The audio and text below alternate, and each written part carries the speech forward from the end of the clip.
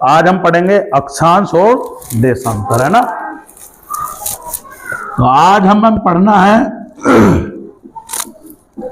अक्षांश एवं देशांतर।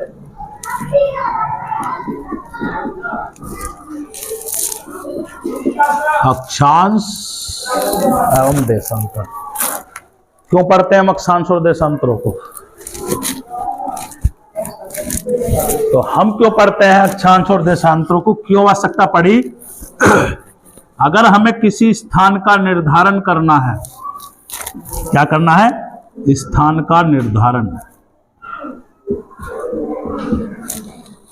या दो स्थानों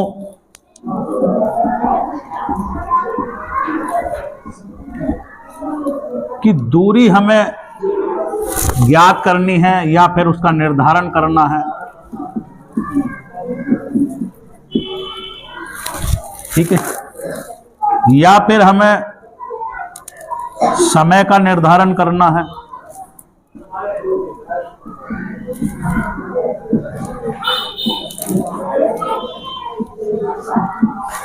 या हमें तिथि का निर्धारण करना है,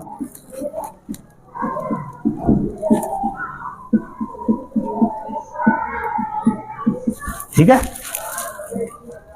तो किसी भी स्थान की स्थिति को जानने के लिए, या दो स्थानों के बीच की दूरी को जानने के लिए, या समय का निर्धारण करने के लिए, या फिर तिथि का निर्धारण करने के लिए हम अक्षांश और देशांतरों का प्रयोग, समझ में आ रही बात? ठीक है। अगर हमें जानना है कि कोई भी स्थान, मान लो हमें जानना है कि किसी भी देश के बारे में जानना कि कौन सा देश कहां पर पड़ता है, तो उसके लिए हमें अक्षांश और देशांतरों की जरूरत पड़ेगी, ठीक है। या किसी स्थान के बारे में हमें जानना है, स्थान विशेष के, तो उसके लिए हम किसका प्रयोग करते हैं? देशांतर और अक्षांशों का प्रयोग करते हैं, ठीक है। तो दो स्थानों की दूरी का निर्धारण करने में हम अक्षांश और देशांतरों का प्रयोग करते हैं, समय का निर्धारण करने में हम अक्षांश और देशांतरों का प्रयोग करते हैं, और तिथि के निर्धारण में भी हम इसका प्रयोग करते हैं, अक्षांश और देशांतर का, ठीक है। तो क्या है अक्षांश और देशांतर, ने ठीक से पढ़ेंगे ना। तो सबसे पहले हमें पढ़ना है क्या? अक्षांश। अक्षांश को हम कहते हैं, इंग्लिश में कहते हैं लैटिट्यूड।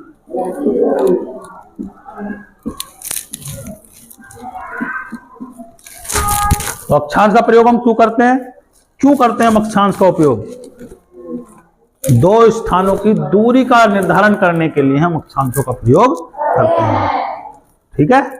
अगर हमें दूरी का निर्धारण करना है या किसी की स्थिति को जानना है, ठीक है, किसी स्थान की स्थिति को जानना है, तो हम अक्षांशों का प्रयोग करते हैं।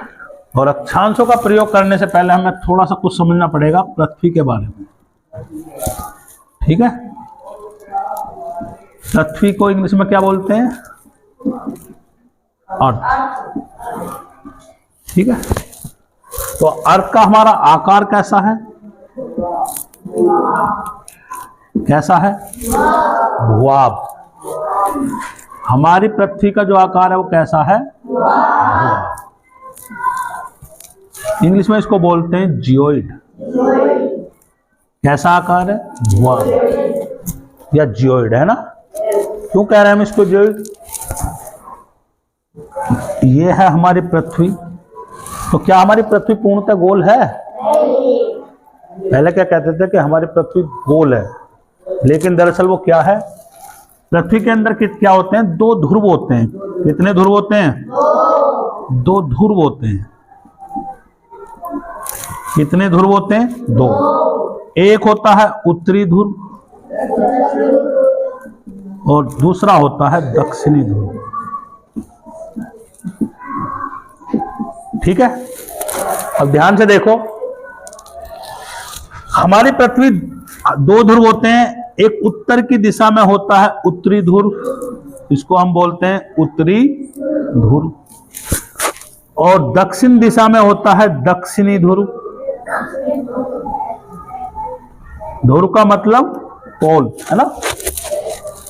समझ में आ रही बात? अब ध्यान से देखो, यदि मैं पृथ्वी को दो बराबर भागों में बांटना पड़े तो हमें उसमें से बीच में से काटना पड़ेगा ना। अगर हम बॉल लें और बॉल को हमें काटना हो तो उसे बीच में से काटना पड़ेगा, है ना। ठीक है, तो ये मैंने एक रेखा खींच दी है और इस रेखा को हम बोलते हैं भूमध्य रेखा। क्यों बोलते हैं? भू का अर्थ होता है पृथ्वी, मध्य का अर्थ होता है बीच और रेखा का अर्थ होता है लाइन, है ना। यानी कि ऐसी रेखा जो पृथ्वी को दो बराबर भागों में बांट दे उस रेखा को हम भूमध्य रेखा कहते हैं। क्या कहते हैं इसको?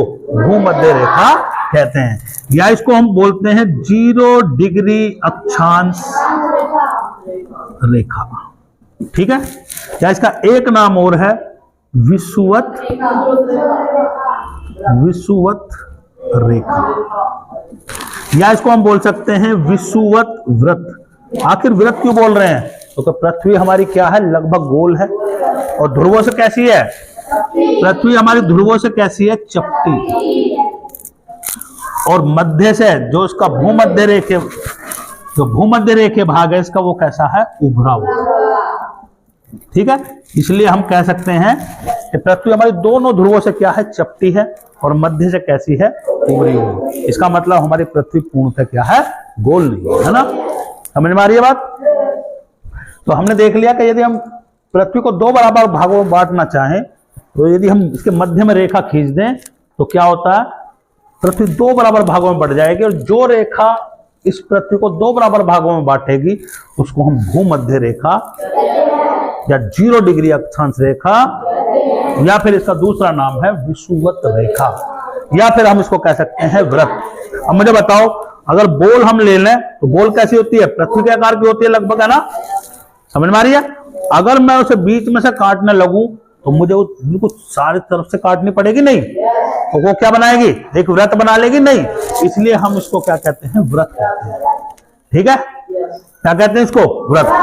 ठीक है, अगर हम किसी गोल चीज पर हमें कोई रेखा खींचनी हो तो उसके चारों तरफ हम रेखा खींचेंगे नहीं, तो वो क्या बनाएगी? एक व्रत बनाएगी। और तुम्हें पता है व्रत कितने का होता है? 360 का। ये कोई व्रत है मान लो, और व्रत पृथ्वी हमारी ऐसी होती है ना, व्रत ही तो बनाती है, तो ये कितने का कोण बनाती है? 360 का। ठीक है, समझ में आ रही है बात? तो हमारी पृथ्वी को क्या चारों ओर से काटना पड़ेगा, तो ये क्या बनाएगी? एक व्रत बनाएगी, है ना। समझ में आ रही बात? तो इसलिए हमको इस रेखा को हम क्या कहते हैं? विषुवत व्रत भी कहते हैं। और ये इस रेखा की खासियत यह है कि सर्वाधिक लंबी होती है नहीं?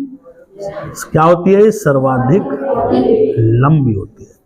तो सबसे लंबी रेखा कौन सी होती है? भूमध्य रेखा। और इसकी कुल लंबाई कितनी होती है? इसकी कुल लंबाई होती है 40,076 किलोमीटर। बोलो यहां तक समझ में आई बात?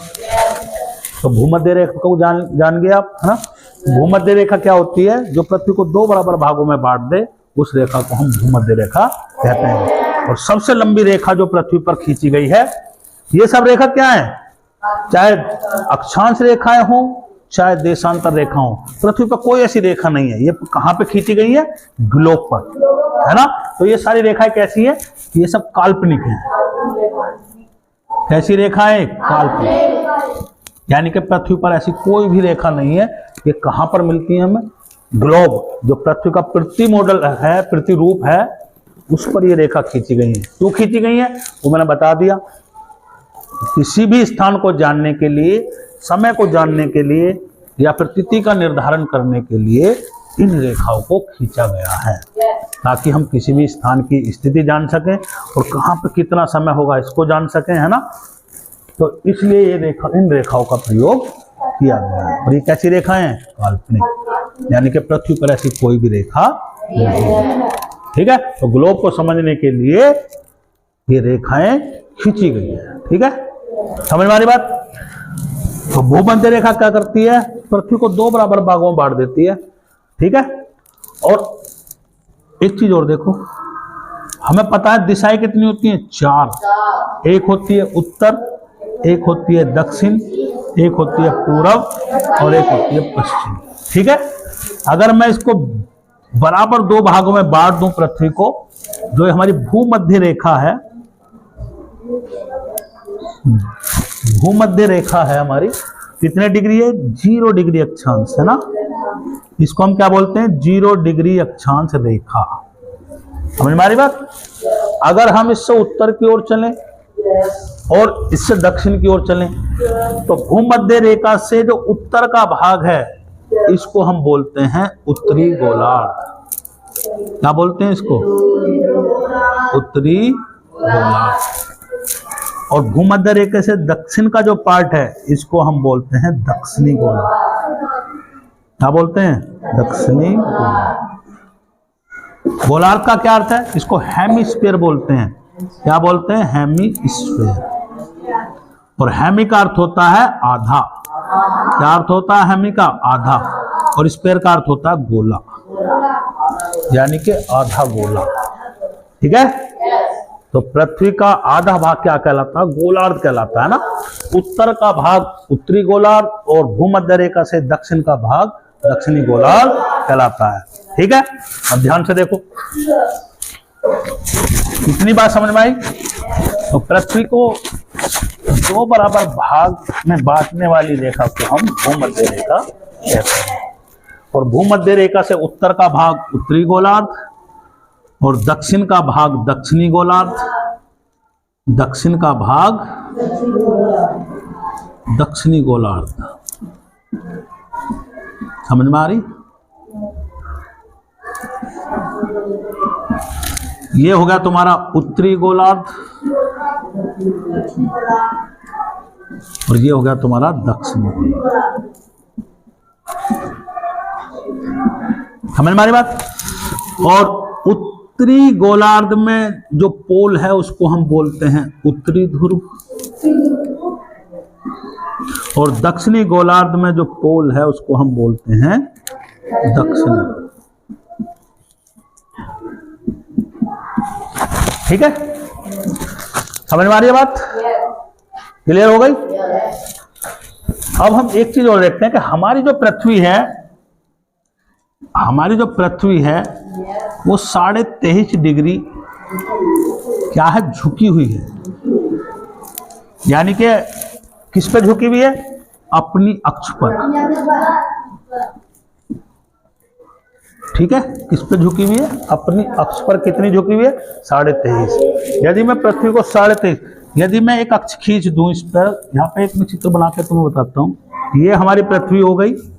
अगर मैं इसकी अक्ष को 23.5 डिग्री है ना झुका दूं तो ये दोनों पोल को काटती है। इसकी अक्ष किसको काटती है? दोनों पोल को। तो दोनों उत्तरी ध्रुव और दक्षिणी ध्रुव को मिलाने वाला जो अक्ष है वो कितना झुका हुआ होता है? 23.5 डिग्री, है ना। तो यहाँ पे देखो ये कितने का कोण बनाता है तुम्हारा? 23.5 का। 23.5 डिग्री। ठीक है? और इसका कक्षीय तल कितना है? ये इसका कक्षीय तल है। कक्षीय तल कितना है इसका? कितना झुका हुआ कक्षीय तल का? 66.5 डिग्री। ठीक है? तो पृथ्वी का जो कक्षीय तल है वो कितना झुकाव है? कक्षीय तल का झुकाव ये कितना है? ये है 66.5 डिग्री। बोलो समझ में आ रही? इसका मतलब हमारी पृथ्वी जो है वो अपनी अक्ष पर कितनी झुकी हुई है? 23.5। ठीक है? और इसका कक्षीय तल का झुकाव कितना है? 66.5 डिग्री। समझ में आ रही है? तो यहां तक समझ में आ गई? चल आगे देखो।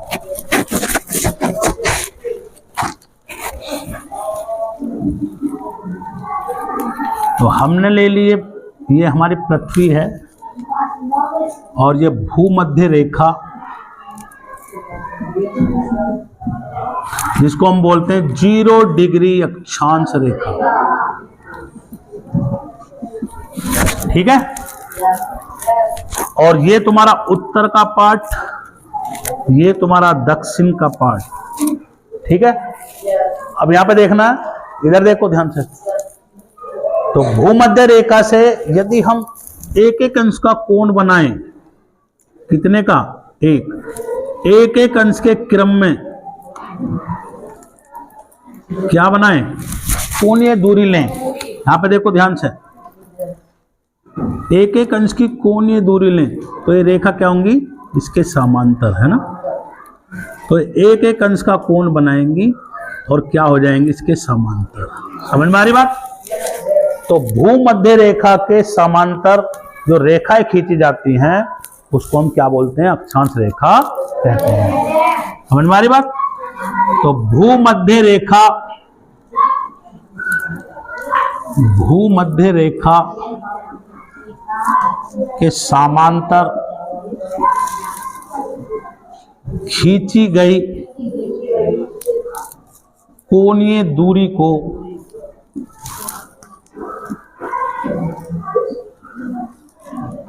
अक्षांश रेखाएं कहते हैं। और इसको किस में मापा जाता है, अक्षांश रेखाओं को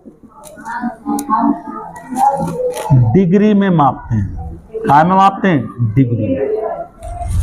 सही है। तो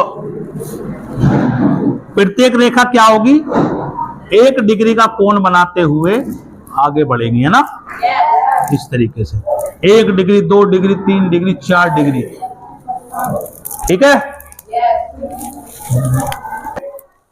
तो भूमध्य रेखा के उत्तर और दक्षिण गोलार्ध में खींची गई कोणीय दूरी को हम अक्षांश रेखा कहते हैं। ठीक है।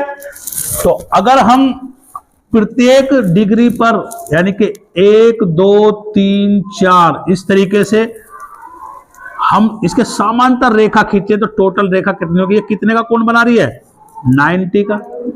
ठीक है। तो इसका मतलब रेखाएं भी कितनी खींचेंगी, 90। कितनी रेखा खींचेंगी, 90।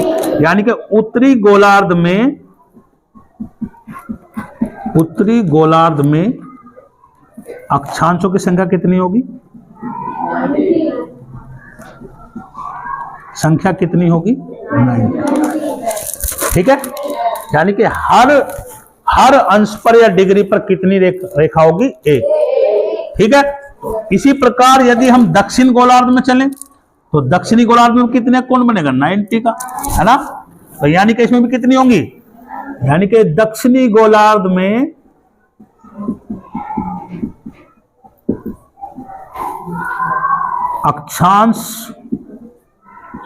अक्षांशों की संख्या कितनी होगी, 90। ठीक है। और एक होगी भूमध्य रेखा। ये कितनी होगी, 1। इसका मतलब कुल कितनी हो गई, कुल इनकी संख्या कितनी होगी, 181 सॉरी। ठीक है।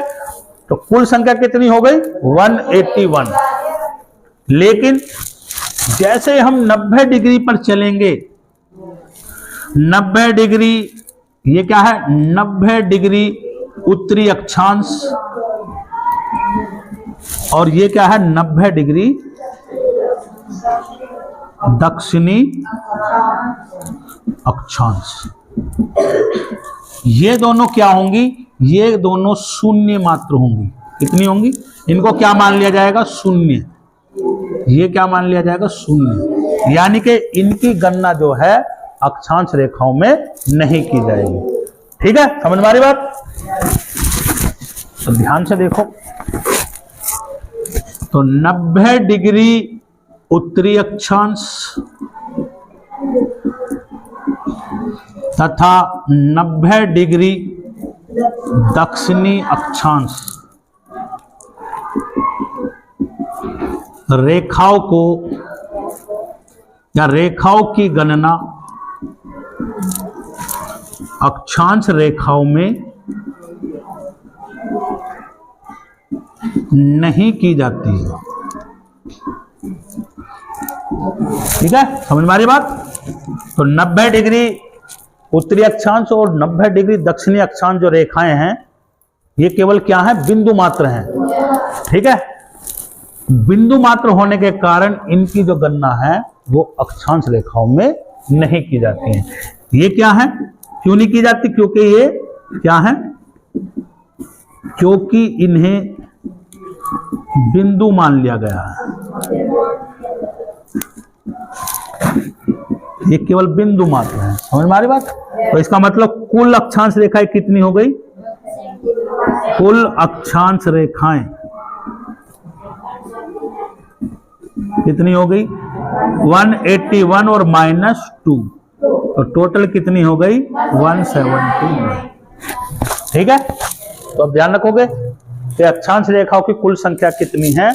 179। और इन 179 में 0 डिग्री अक्षांश रेखा भी क्या है? शामिल है। समझ में आ रही बात? तो अक्षांश रेखाओं की संख्या कितनी है? 179। 90 डिग्री उत्तरी अक्षांश और 90 डिग्री दक्षिणी अक्षांश, इनको क्या मान लिया गया है? बिंदु, है ना? इनको अक्षांश रेखाओं में नहीं गिना जाता, इसलिए अक्षांश रेखाओं की कुल संख्या कितनी होती है? 179। ठीक है, जिसमें 0 डिग्री अक्षांश रेखा भी शामिल है। सही है।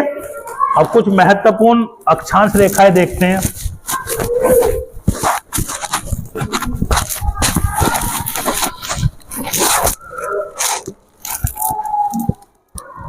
महत्वपूर्ण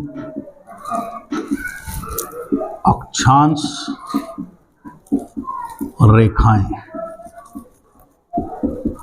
राइटिंग समझ में आ रही है?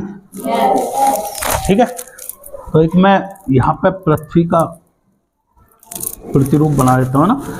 तो मैंने बताया जो भूमध्य रेखा है वो पृथ्वी को 2 बराबर भागों में बांट देती है, और इस रेखा को हम बोलते हैं 0 डिग्री अक्षांश रेखा, या इसको कह सकते हैं हम भूमध्य रेखा, या इसको हम बोल सकते हैं विषुवत रेखा, या इसको बोल सकते हैं विषुवत वृत्त। ठीक है, तो 0 डिग्री अक्षांश रेखा क्या होती है? पृथ्वी को 2 बराबर भागों में बांट देती है। ठीक है, और इसको हम 0 डिग्री अक्षांश रेखा या फिर भूमध्य रेखा, और इसका एक नाम हो रहा है जिसको बोलते हैं विषुवत रेखा या फिर वृत्त। ठीक है, अगर हम 0 डिग्री अक्षांश रेखा से 23.5 डिग्री उत्तरी गोलार्ध की ओर चलें तो यहाँ 23.5 डिग्री पर एक महत्वपूर्ण रेखा आती है, इसका नाम है कर्क रेखा। तो 23.5 डिग्री अक्षांश रेखा को हम क्या कहते हैं? कर्क रेखा कहते हैं। ठीक है, तो 23.5 डिग्री कौन सी है? ये उत्तरी। तो 23.5 डिग्री उत्तरी अक्षांश रेखा को हम क्या कहते हैं? कर्क रेखा कहते हैं। अब इसी प्रकार यदि हम भूमध्य रेखा से दक्षिण की ओर चलें तो दक्षिण की ओर जो 23.5 डिग्री दक्षिणी अक्षांश रेखा है, दक्षिणी अक्षांश रेखा है, इस रेखा को हम मकर रेखा क्या कहते हैं? मकर रेखा। समझ में आ रही बात? अगर हम भूमध्य रेखा से 23.5 डिग्री उत्तरी अक्षांश में चलें, उत्तरी गोलार्ध में चलें, तो जो 23.5 उत्तरी अक्षांश रेखा खींची जाती है उसको हम कर्क रेखा कहते हैं, और दक्षिणी अक्षांश रेखा को हम क्या कहते हैं? मकर रेखा कहते हैं। ठीक है, अब देखो यदि हम 66.5 डिग्री उत्तरी अक्षांश रेखा खींच दें, अक्षांश रेखा खींच दें, तो इस रेखा को क्या कहते हैं हम? आर्कटिक रेखा कहते हैं। ठीक है, तो अगर भूमध्य रेखा से 66.5 डिग्री उत्तरी अक्षांश रेखा को खींचें तो इसको हम बोलते हैं आर्कटिक रेखा। अब इसी प्रकार हम यदि हम दक्षिण की ओर चलें तो दक्षिण में 66.5 डिग्री दक्षिणी अक्षांश रेखा, इसको हम बोलते हैं अंटार्कटिक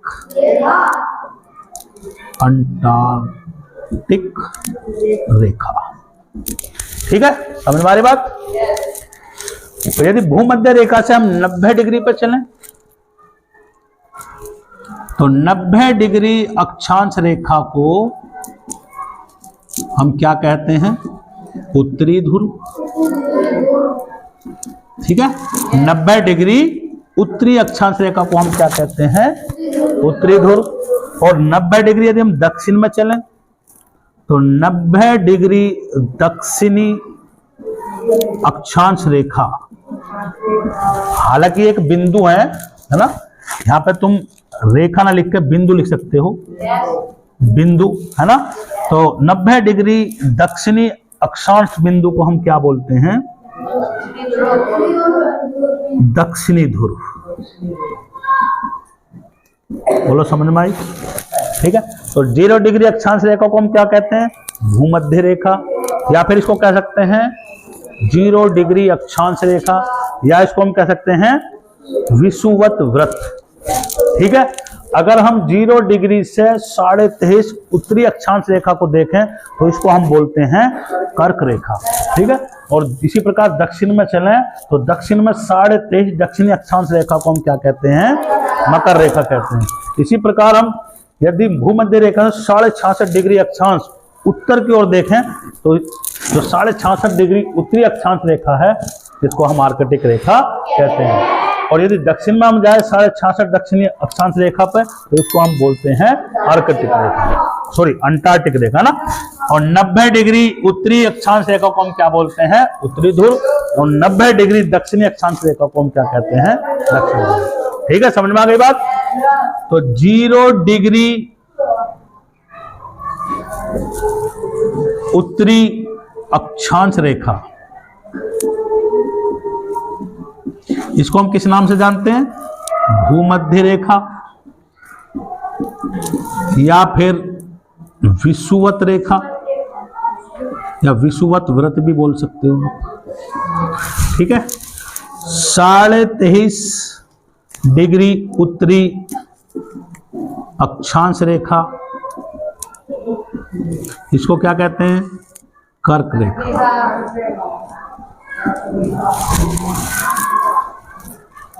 और 23.5 डिग्री दक्षिणी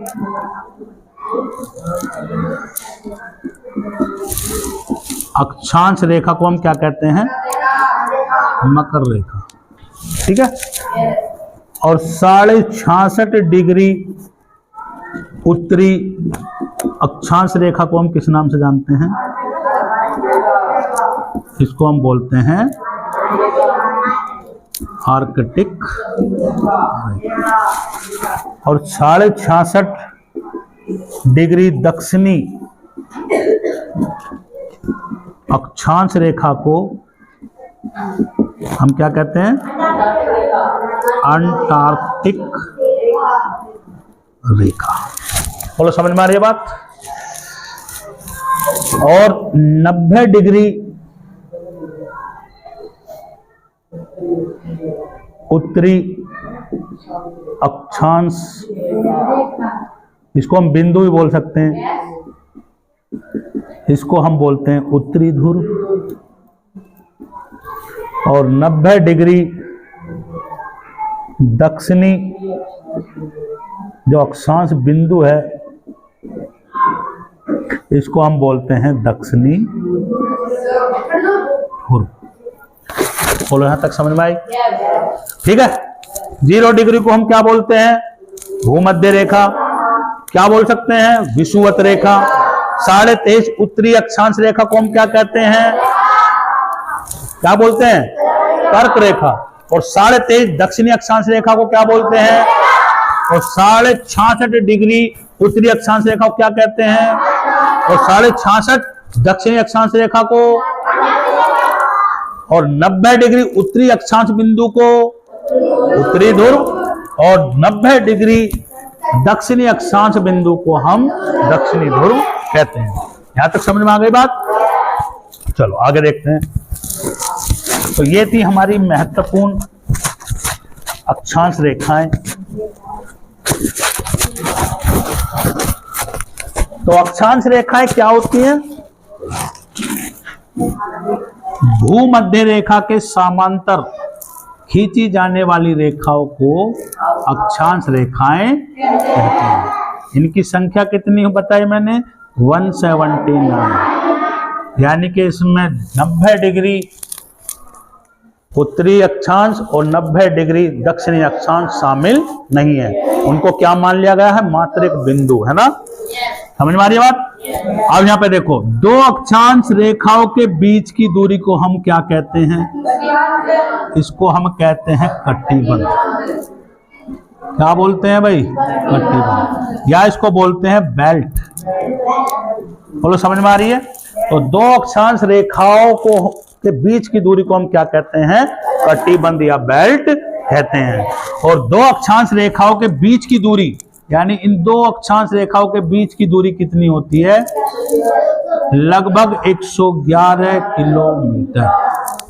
बोलो, समझ में आ रही है बात? दो अक्षांश रेखाओं के बीच की दूरी को हम बोलते हैं कटिबंध या फिर बोलते हैं बेल्ट, है ना?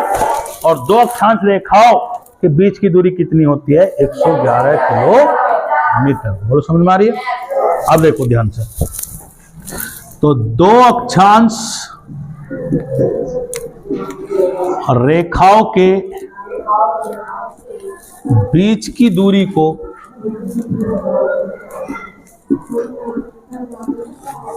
कटिबंध या फिर कह सकते हो बेल्ट कहते हैं। ठीक है? दो अक्षांश रेखाओं या वृत्त भी बोल सकते हो के बीच की दूरी को, बीच की दूरी कितनी होती है? 111 किलोमीटर। ठीक है? बोलो, समझ में आ रही है? तो दो अक्षांश रेखाओं के बीच की दूरी को हम कटिबंध या बेल्ट कहते हैं और दो अक्षांशों के बीच की दूरी को हम कितनी होती है? 111 किलोमीटर। यहां तक समझ में आई बात? अब देखो ध्यान से,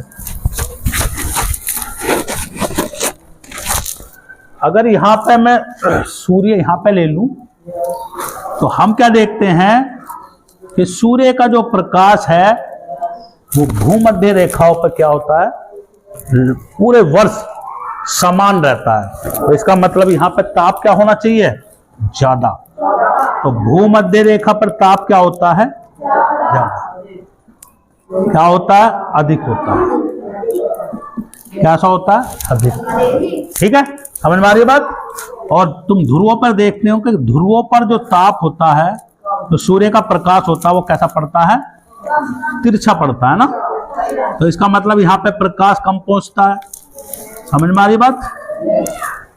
ठीक है? इसका मतलब भूमध्य रेखा पर क्या सॉरी ध्रुवों पर क्या होता होगा?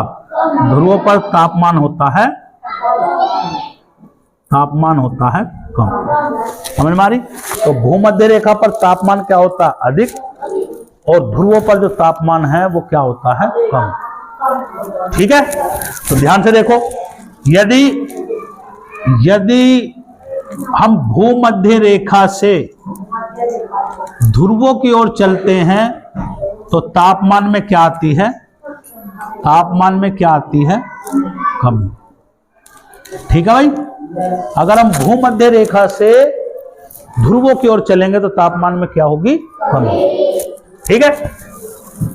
और यदि हम ध्रुवों से भूमध्य रेखा की ओर चलें, यदि हम भूमध्य रेखा से ध्रुवों की ओर चलते हैं तो तापमान में क्या होती है? तापमान में होती है कमी। यदि हम ध्रुवों से भूमध्य रेखा की ओर चलें तो तापमान में क्या होती है? बोलो, यहां तक समझ में आ रही है बात? ठीक है? समझ में आ रही है? और देखो, तो इसका मतलब क्या है कि भूमध्य रेखा पर तापमान वर्ष भर क्या बना रहता है? समान बना रहता है। यानी कि तापमान क्या रहता है? अधिक रहता है। ठीक है? और ध्रुवों पर क्या रहता है? तापमान कम रहता है ना? यानी कि भूमध्य रेखा से ध्रुवों की ओर जाने पर तापमान क्या होता है? घटता है। और ध्रुवों से भूमध्य रेखा की ओर आने पर तापमान में क्या हो जाती है? वृद्धि हो जाती है। दूसरा देखो, जैव विविधता।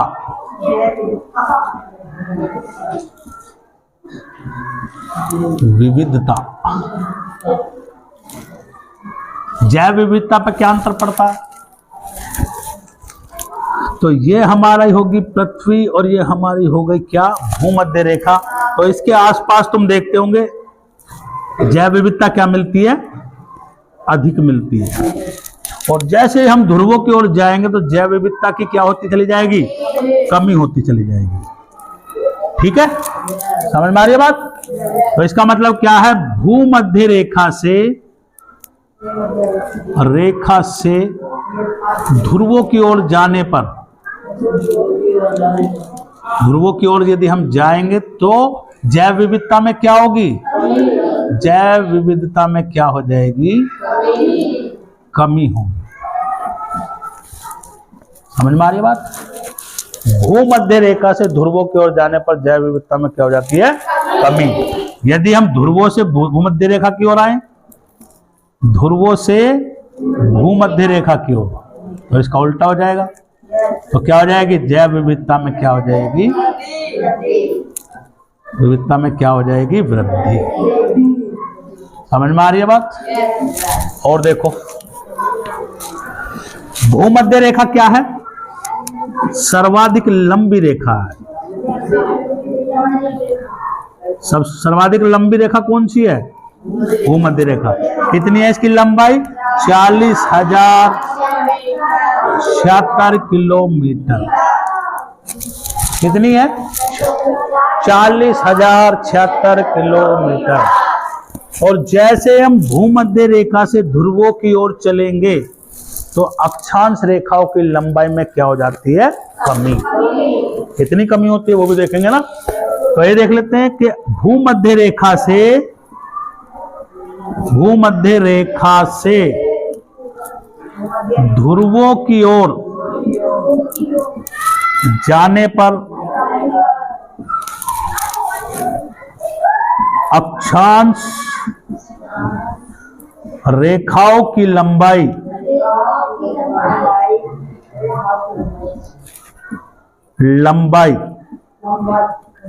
घट जाती है।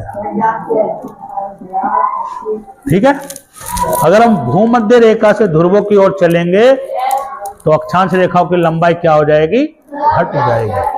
ठीक है, और यदि हम ध्रुवों से भूमध्य रेखा की ओर चलें तो अक्षांश रेखाओं की लंबाई क्या हो जाएगी? बढ़ जाएगी। ठीक है, तो यहां पे देखो, समझ में आ गई इतनी बात? तो हमने क्या समझा? तापमान, जैव विविधता और अक्षांश रेखाओं की लंबाई। ठीक है, अगर भूमध्य रेखा से ध्रुवों की ओर चलेंगे तापमान में क्या हो जाएगी? कमी। भूमध्य रेखा से ध्रुवों की ओर चलेंगे जैव विविधता में क्या हो जाएगी? कमी। और भूमध्य रेखा से हम ध्रुवों की ओर चलेंगे तो अक्षांश रेखाओं की लंबाई क्या हो जाएगी? कम हो जाएगी। ठीक है, और इसका उल्टा, यदि हम ध्रुवों से चलेंगे भूमध्य रेखा की ओर तो तापमान में होगी वृद्धि, और ध्रुवों से यदि हम भूमध्य रेखा की ओर चलें तो जैव विविधता में भी वृद्धि हो जाएगी और अक्षांश रेखाओं की लंबाई में भी क्या हो जाएगी? वृद्धि हो जाएगी। ठीक है, समझ में आ रही बात? चलो अगला देखते हैं कैसे वृद्धि होगी।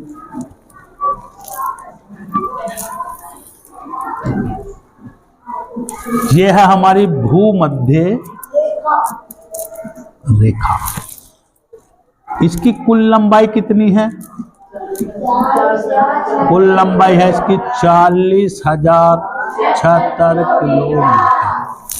ठीक है, कितनी है? 40,076 किलोमीटर। यानी कि इसको हम, ये क्या है? सर्वाधिक लंबी है,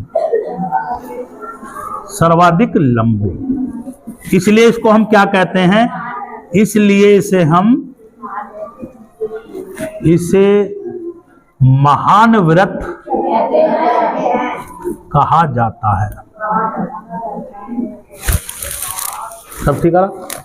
ठीक है, तो इसलिए इसको हम क्या कहते हैं? भूमध्य रेखा को हम महान व्रत भी कहते हैं। क्योंकि इसकी लंबाई क्या होती है, सर्वाधिक होती है। और बाकी जितने भी अक्षांश हैं, जितनी भी अक्षांश रेखाएं हैं, उनको हम लघु वृत्त कहते हैं। उनको हम क्या कहते हैं, लघु वृत्त कहते हैं। समझ में आ रही? तो भूमध्य रेखा को महान वृत्त, और इसको छोड़कर जितनी भी अक्षांश रेखाएं बचती हैं सबको हम लघु वृत्त कहते हैं। ये तुमने नोट किया था? ठीक है। अब देखो, तो सर्वाधिक लंबाई किसकी है? सर्वाधिक लंबाई किसकी है? भूमध्य रेखा की। कितनी है? 40,076 किलोमीटर। और सबसे कम किसकी है? ध्रुवों की। ध्रुव मतलब 90 डिग्री अक्षांश की। कितनी है? 0 किलोमीटर। तो दोनों जो ध्रुव हैं 90 डिग्री उत्तरी और 90 डिग्री दक्षिणी, दोनों ध्रुव क्या है? एक बिंदु मात्र है, इसलिए इनकी लंबाई कितनी है? 0 किलोमीटर। समझ में आ गई बात? सर्वाधिक लंबी भूमध्य रेखा, कितनी लंबाई है? 40,076 किलोमीटर। सबसे कम 90 डिग्री, यानी कि उत्तरी ध्रुव और दक्षिण ध्रुव क्या माने गए हैं? बिंदु मात्र। कितनी दूरी है इनकी? कितनी लंबाई है? 0 किलोमीटर। ठीक है। तो सबसे कम दूरी किसकी, सॉरी लंबाई किसकी है? ध्रुवों की। तो ये क्या है? बिंदु मात्र है ना। समझ में आ गई? और देखो,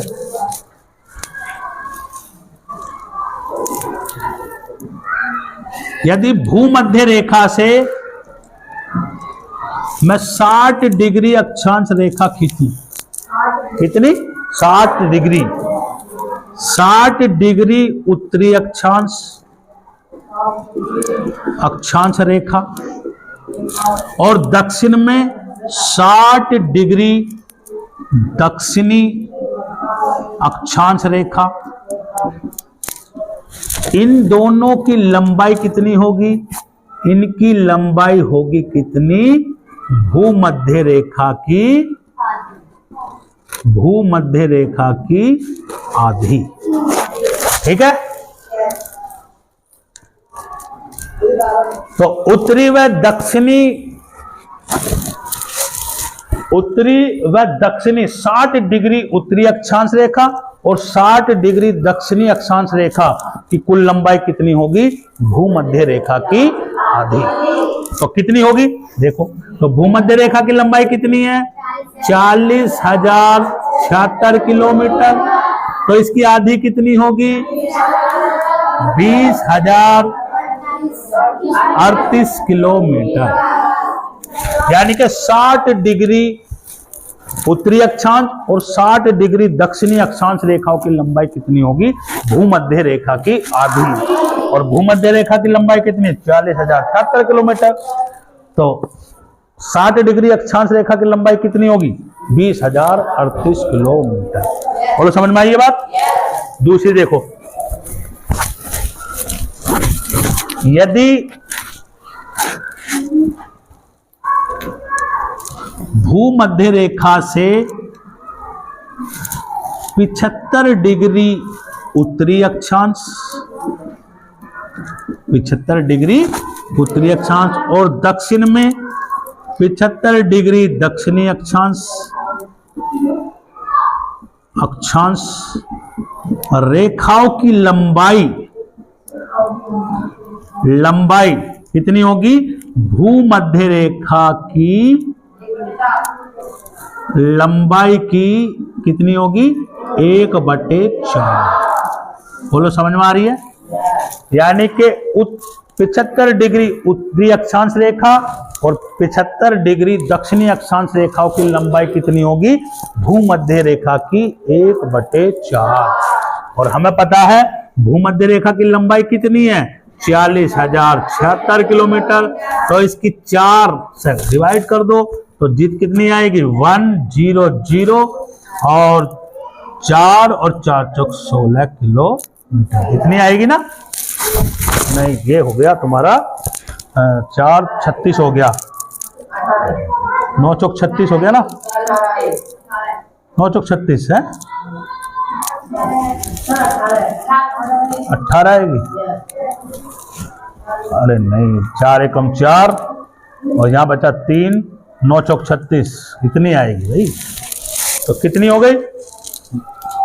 10,019 किलोमीटर। ठीक है, समझ में आ रही है बात? तो 75 डिग्री उत्तरी अक्षांश और 75 डिग्री दक्षिणी अक्षांश रेखाओं की लंबाई कितनी होगी भूमध्य रेखा की? 1/4।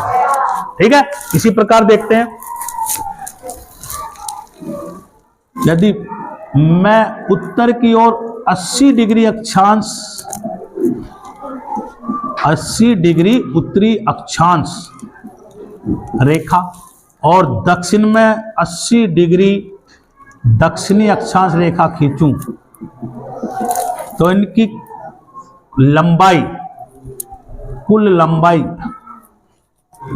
लंबाई कितनी होगी? भूमध्य रेखा की 1/6 कितनी होगी भाई? भूमध्य रेखा की 1/6 होगी। यानी कि भूमध्य रेखा की लंबाई कितनी? 40,076 किलोमीटर। उसको 6 से डिवाइड कर दो तो जो भी लंबाई आएगी वो किसकी लंबाई होगी? 80 डिग्री उत्तरी अक्षांश और 80 डिग्री दक्षिणी अक्षांश रेखाओं की लंबाई होगी। तो समझ में आ गई बात? तो यदि भूमध्य रेखा से हम 60 डिग्री उत्तरी अक्षांश और 60 डिग्री दक्षिणी अक्षांश रेखा खींचें तो इनकी कुल लंबाई कितनी होगी? भूमध्य रेखा की आधी। ठीक है, तो भूमध्य रेखा की आधी कितनी होगी? 20,038 किलोमीटर। यदि हम भूमध्य रेखा से 75 डिग्री उत्तरी अक्षांश और 75 डिग्री दक्षिणी अक्षांश रेखा खींचें तो इसकी लंबाई भूमध्य रेखा की कितनी होगी? 1/4। ठीक है, यदि हम भूमध्य रेखा से 80 डिग्री उत्तरी अक्षांश और भूमध्य रेखा से 80 डिग्री दक्षिणी अक्षांश रेखा खींचें तो इसकी लंबाई कितनी होगी? भूमध्य रेखा की 1/6। बोलो, यहां तक समझ में आई बात? क्लियर हो गई? ठीक है, चलो आगे चलते हैं।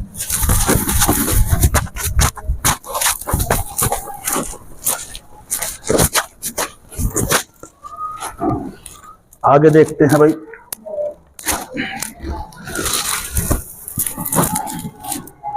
तो हमारे महाद्वीप कितने हैं? महाद्वीपों से गुजरने वाली अक्षांश रेखाएं,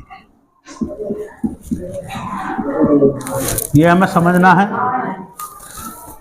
हमारे महाद्वीप कितने हैं? 7। कितने महाद्वीप हैं? तो महाद्वीपों की संख्या कितनी है? 7। और इन 7 में जो अंटार्कटिका महाद्वीप है, इस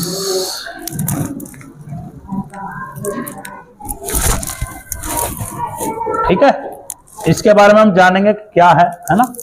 तो महाद्वीप देख लेते हैं। सबसे पहला महाद्वीप हमारा है एशिया,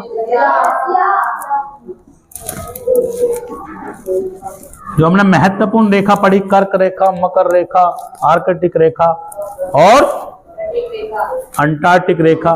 तो कौन सी रेखा कौन से महाद्वीप से होकर गुजरती है, इसको हम जानेंगे ना। तो सबसे बड़ा महाद्वीप कौन सा है? एशिया महाद्वीप। और हम कौन से महाद्वीप में रहते हैं? एशिया महाद्वीप में। ठीक है, हम कौन से महाद्वीप में रहते हैं? एशिया महाद्वीप। और सबसे ज्यादा जनसंख्या जो निवास करती है, लगभग विश्व का 60% जनसंख्या हमारी एशिया महाद्वीप में निवास करती है। और हम कौन से महाद्वीप में रहते हैं? एशिया में। और देश में कौन से में रहते हैं? भारत में। तो यानी कि हमारा भारत कौन से महाद्वीप में है? एशिया महाद्वीप में। सही, ठीक है। तो दूसरा है हमारा अफ्रीका, तीसरा है उत्तरी अमेरिका, चौथा है हमारा दक्षिणी अमेरिका और 5 यूरोप और क्योंकि अंटार्कटिका जो महाद्वीप है, इससे कर्क रेखा, मकर रेखा या आर्कटिक रेखा या फिर अंटार्कटिक रेखा कोई नहीं गुजरती है, इसलिए इस महाद्वीप को हम नहीं ले रहे हैं ना। तो छठा है हमारा ऑस्ट्रेलिया। ठीक है, तो ऑस्ट्रेलिया का सबसे छोटा महाद्वीप है, सबसे बड़ा महाद्वीप एशिया, सबसे छोटा महाद्वीप ऑस्ट्रेलिया। हम कौन से महाद्वीप में रहते हैं? एशिया में, यानी कि हमारा भारत कहाँ है? एशिया महाद्वीप में। समझ में आ रही है? तो इसकी एक ट्रिक देख लेते हैं।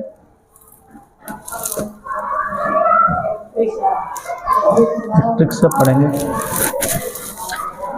आ कवि और मैं कवि और तुम्हारा आ मैं आम और कवि कवि। ठीक है, और ये तुम्हारा आ मैं आम। तो यहाँ पे तुम देख रहे होंगे आम कवि है ना। और यहाँ पे भी तुम ट्रिक बना सकते हो आम कवि। केवल इनका तुम्हें क्रम याद रखना बहुत जरूरी है। ठीक है, तो तुम इसे आसानी से समझ लोगे, है ना। तो ये ट्रिक काफी अच्छी है ना। तो ये देखो तुम्हारा आम है ना। तो आ का मतलब क्या है यहाँ पे? आ का मतलब है यहाँ पे आर्कटिक रेखा। ठीक है, और तुम्हारा कै का मतलब है यहाँ पे कर्क रेखा। मैं का मतलब है यहाँ पे मकर रेखा। समझ में आ रही है? बोलो बात। और वी का मतलब है यहाँ पर विषुवत रेखा।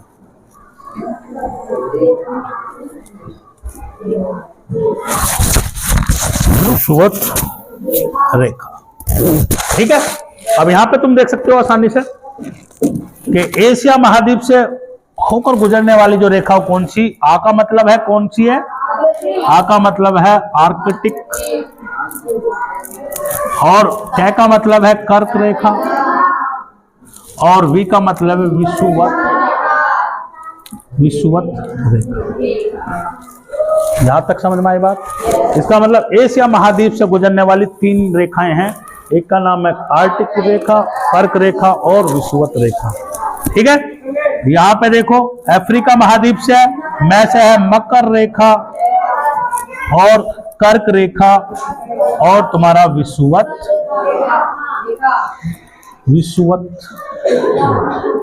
बोलो समझ में आ रही यहां तक बात?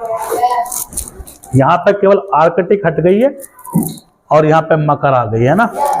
और यहाँ पे देखो उत्तरी अमेरिका में, देखो उत्तरी अमेरिका में कौन कौन सी? आर्कटिक और दूसरी है तुम्हारी कर्क। ठीक है, और दक्षिण अमेरिका में तुम्हारी मकर और विषुवत रेखा। और इनसे यूरोप से तुम्हारी एक ही गुजरती है जिसको बोलते हैं आर्कटिक, और मकर से भी एक ही गुजरती है, इसको बोलते हैं मकर। बोलो समझ में आ रही है? ठीक है, तो एशिया महाद्वीप से गुजरने वाली 3 रेखाएं हैं, आर्कटिक रेखा और तुम्हारी कर्क रेखा और विषुवत रेखा। तो एशिया महाद्वीप से गुजरने वाली रेखाएं आर्कटिक, कर्क और विषुवत रेखा। अफ्रीका से गुजरने वाली रेखाएं मकर, कर्क और विषुवत। उत्तरी अमेरिका से आर्कटिक और कर्क रेखा। दक्षिण अमेरिका से मकर और विषुवत। यूरोप से केवल एक ही गुजरती है, आर्कटिक, और ऑस्ट्रेलिया से भी एक गुजरती है जिसको बोलते हैं मकर रेखा। अब हमारे भारत से कौन सी रेखा होकर गुजरती है?